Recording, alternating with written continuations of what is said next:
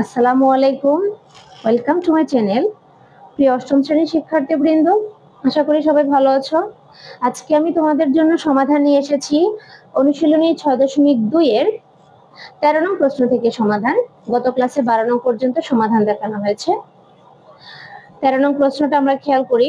5 বছর পূর্বে পিতা ও পুত্রের বয়সের অনুপাত ছিল 3:1 এবং 15 বছর পর পিতা ও পুত্রের বয়সের অনুপাত হবে 2:1। পিতা ও পুত্রের বর্তমান বয়স নির্ণয় করো। খেয়াল করো, ধরি পিতার বর্তমান বয়স x এবং পুত্রের বর্তমান বয়স y। তাহলে প্রথম শর্ত মতে কি হবে?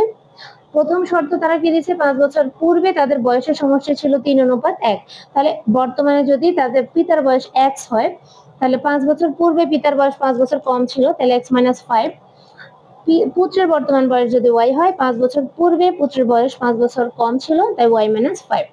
আর অনুপাত হচ্ছে 3:1। এখন দেখো, অনুপাতের পূর্ব রাশি উপরে, উত্তর রাশি নিচে। এটাকে ভগ্নাংশ সাজালাম, এটাকেও সেম করলাম। এখন আর গুণ করব। আর গুণ করলে x - 5 1 এর সাথে গুণ হয়ে যা আছে তা, y - 5 3 এর সাথে গুণ হয়ে 3y - 15। এবার আমরা চলকগুলোকে একপাশে নিয়ে আসবো। 3y এর পাশে আছে প্লাস, এর পাশে এসে হচ্ছে মাইনাস। 5 এর পাশে মাইনাস, এর পাশে গিয়ে প্লাস, আর -15 যা আছে তাই। এবার -15 থেকে +5 গেলে -10। এটা হচ্ছে আমাদের 1 নং সমীকরণ। দ্বিতীয় শর্ত মতে বললো যে 15 বছর পর পিতা ও পুত্রের বয়সের অনুপাত হবে 2:1। তাহলে তাদের বর্তমান বয়স যদি xy হয়, 15 বছর পর তাদের বয়স আরো 15 বছর বাড়বে, তাই এটা যোগ, অনুপাত হবে 2:1।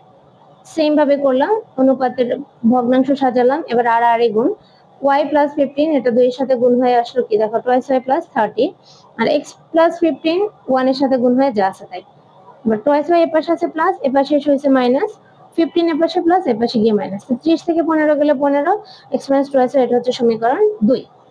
এখন আমরা সমীকরণ দুটিকে এখানে আমি একটু ভিন্ন ভাবে করলাম, সেটা হচ্ছে আমি এখানে প্রতিস্থাপন পদ্ধতিতে সমাধানটা করেছি। আমরা চাইলে এখানে প্রতিস্থাপন অথবা অপনয়ন যে কোনোটাই করতে পারি। 1 নং হতে পাই। 1 নং কি ছিল, x - 3y = -10। তাহলে x = 3y, এর পাশে আছে মাইনাস, এর পাশে কি হবে প্লাস, আর -10। এবার এটা হচ্ছে সমীকরণ 3, x এর একটা মান আসলো। x এর মান 2 এ বসাবো। তাহলে 2 এ বসালে 2 কি, x - 2y = 15। 3y - 10 - 2y, এখানে x এর মান বসালাম। x এর মান কত, 3y - 10। তাহলে x এর মান বসালাম 3y - 10, আর -2y যা আছে তা, 15 যা আছে তা।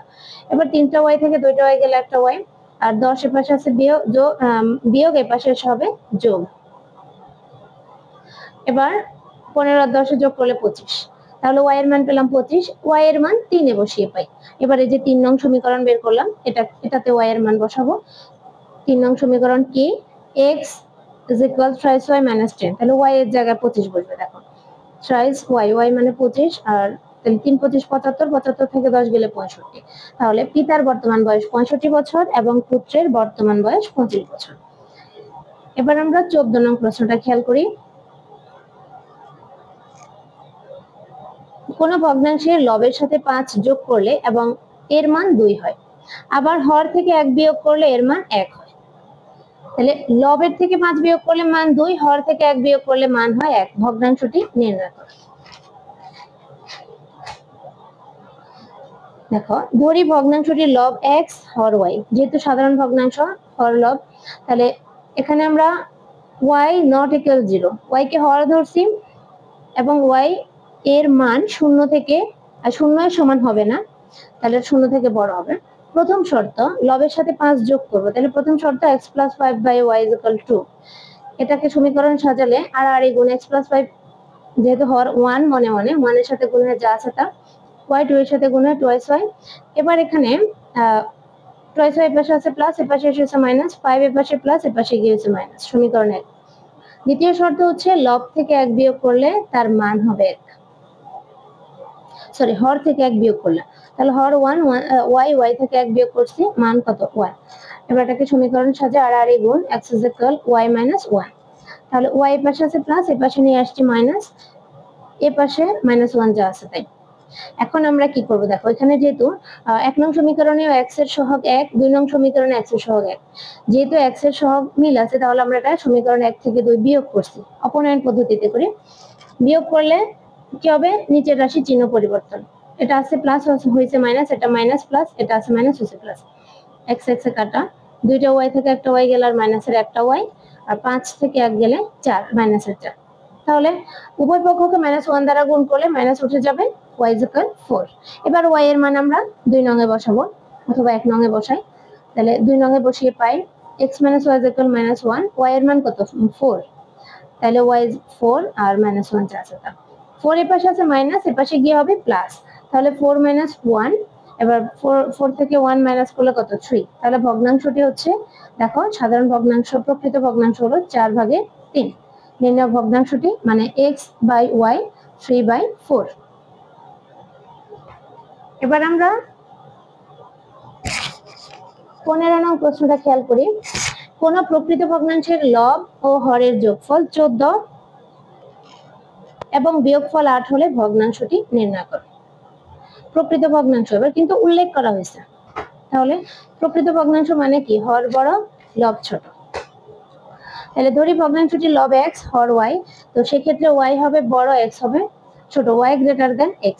প্রথম শর্ত মতে x + y 14 সমীকরণ 1। দ্বিতীয় শর্ত মতে যেহেতু হর বড় তাহলে বিয়োগফল অবশ্যই বড় সংখ্যা থেকে ছোট সংখ্যা বিয়োগ করব, y - x = 8 সমীকরণ 2। এবার 1 ও 2 যোগ করে পাই 1 ও 2, দেখো এটা আবার অন্য পদ্ধতিতে করছি, 1 ও 2 যোগ করছি, সমীকরণের বাম পক্ষকে বাম পক্ষে যোগ করছি, ডান পক্ষকে ডান পক্ষে যোগ করছি, তো যোগ করলে +x - x কাটা, y যোগ করলে টুয়াইস y, 14 আর 8 যোগ করলে 22, 2 এর পাশে আছে গুণ, এর পাশে হচ্ছে ভাগ, তাহলে y এর মান কত 11।